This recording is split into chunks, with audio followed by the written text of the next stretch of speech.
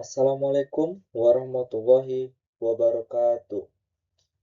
Perkenalkan, nama saya Fursan Duantara Martian, NPM 2310100544, kelas Q. Di sini saya akan mempresentasikan tugas yang saya buat, yang bertema asas-asas dalam pembuatan undang-undang. Dan sekarang kita masuk dengan pengertian undang-undang, yaitu definisi.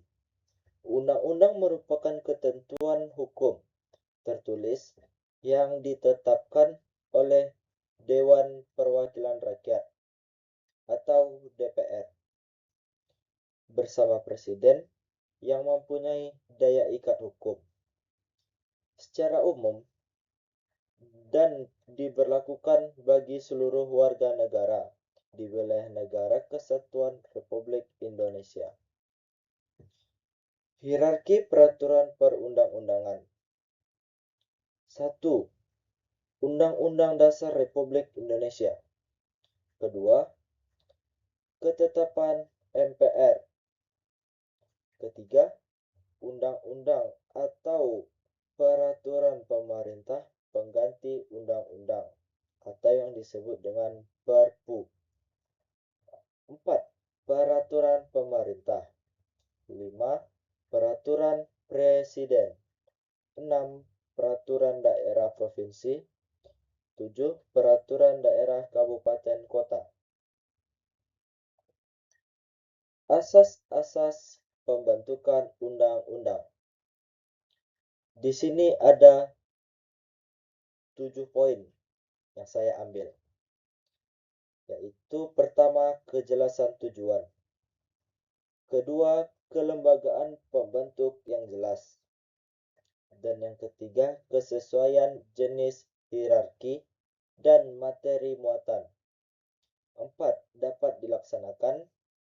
Yang kelima, kedayagunaan dan kehasilgunaan. Yang keenam, kejelasan rumusan. Yang ketujuh, keterbukaan. Di sini saya akan menjelaskan satu persatu dari 7 poin tersebut. Yang pertama, kita masuk dengan kejelasan tujuan. Asas-asas kejelasan tujuan menegaskan bahwa setiap undang-undang harus dibentuk dengan tujuan yang jelas dan terukur. Tujuan tersebut menjadi pedoman utama dalam perumusan norma agar pengaturan yang dibuat tidak menyimpang dari maksud pembentuk undang-undang serta maupun menjawab permasalahan yang hendak diatasi. Kejelasan tujuan juga berfungsi sebagai dasar penafsiran dan penerapan hukum, sehingga dapat mencegah multitafsir dan menjamin kepastian hukumnya.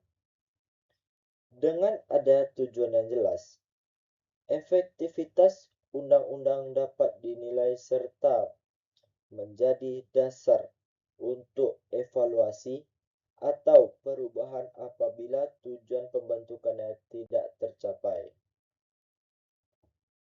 Dan kita masuk ke poin yang kedua. Poin kedua ini menjelaskan kelembagaan dan pembentuk yang jelas.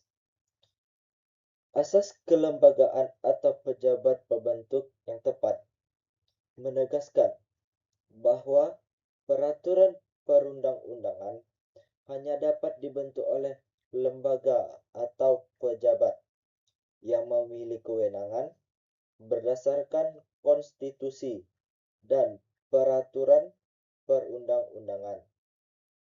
Dalam pembentukan undang-undang, kewenangan tersebut berada pada DPR atau Dewan Perwakilan Rakyat bersama Presiden. Asas ini bertujuan menjamin keabsahan, legitimasi, dan kepastian hukum suatu peraturan, serta mencegah terjadinya penyalahgunaan kewenangan dan tumpang tindih pengaturan dalam hukum nasional. Kesesuaian jenis. Ya, kita masuk ke materi yang ketiga. Kesesuaian jenis, hierarki, dan materi muatan. Asas kesesuaian antara jenis, hierarki, dan materi muatan menegaskan bahwa pengaturan dalam undang-undang harus sesuai dengan jenis dan kedudukannya.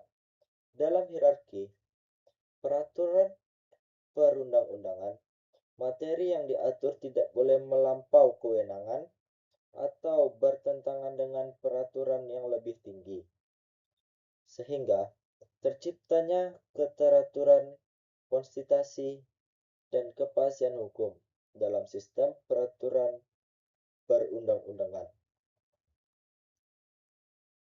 Di sini kita masuk ke poin 4, yaitu tentang dapat dilaksanakannya suatu asas-asas hukum tersebut.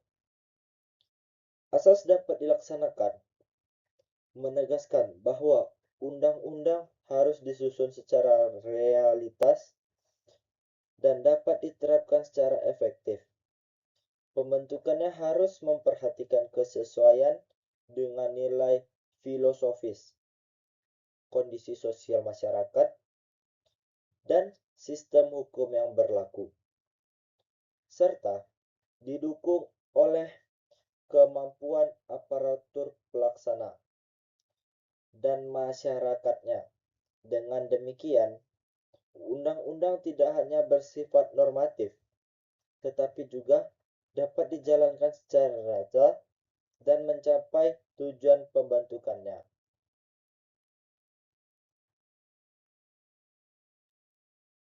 Dan kita lanjut dengan poin yang kelima. Poin kelima ini menjelaskan kedayagunaan dan kehasilgunaannya. Asas kedayagunaan dan kehasilgunaan menegaskan bahwa pembentukan undang-undang harus memberikan manfaat nyata serta berdampak positif bagi masyarakatnya.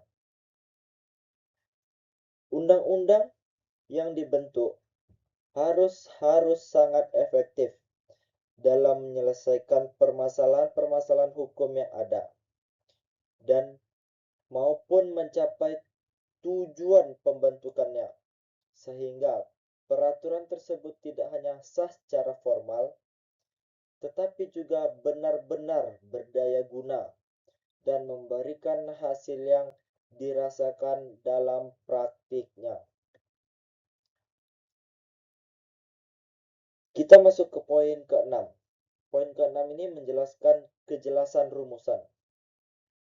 Kejelasan rumusan itu adalah asas-asas keterbukaan, menegaskan bahwa pembentukan peraturan perundang-undangan harus dilakukan secara transparan dan dapat diakses oleh masyarakat sejak tahap perencanaan, sehingga dengan keterbukaan ini memberikan ruang partisipasi publik serta memungkinkan pengawasan sehingga peraturan yang dibentuk memiliki legitimasi, akuntabilitas, dan sesuai dengan kebutuhan masyarakat, sehingga hukum tersebut bisa terjalan dengan baik dan benar.